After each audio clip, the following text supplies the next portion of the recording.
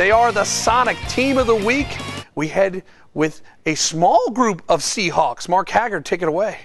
It's an intimate gathering. Mickey Wilson disrespected me. You know what Mickey's doing right now? He's looking at game film for next week's game against Carolina Forest. That game will be played at the Forest, and the Myrtle Beach Seahawks undefeated. So I'm going to talk to the new head coach at Myrtle Beach, Tyler Keene, the quarterback. Tyler, kind of a night where you're trying to shake off an ankle injury, and you went out there and gutted one out. Yeah, I just wanted to go out there and play with my team, and it's my senior year, so I want to take advantage of every second of it. I'm looking at your numbers. Not, terribly impressive when you look at stats, but you won the game. 13 of 23, 104 yards, one touchdown pass, and the one pick that you threw. But you're so mobile back there, and your offensive line does a great job of blocking without committing penalties. Yes, sir. I wasn't too flashy with the numbers or anything, but all that matters is we get the win. I mean, when you have a bad ankle, it's tough to scramble around, and you looked fine to me, but now you came into the studio tonight, you're hobbling a little bit. Yeah, it's always worse after the game because the adrenaline's not pumping or anything like that.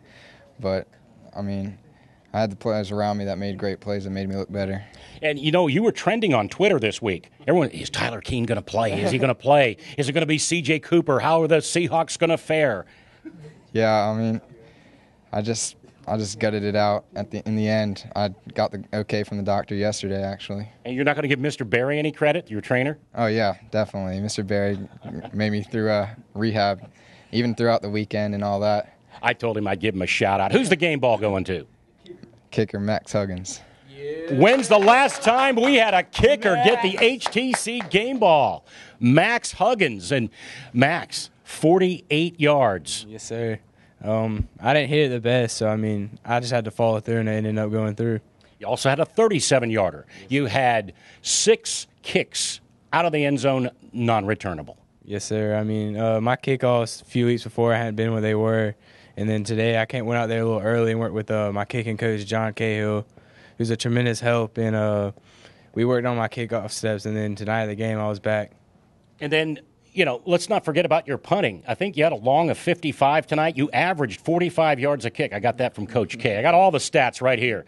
This is very impressive. And, one of your kickoffs went through the goalpost. Yes, sir. They should count a rouge for that at least, huh? Yes, sir. That happened last year too. But, I just can't thank Coach Wilson enough, my team enough, Coach Cahill enough, and my family enough for giving me this great opportunity.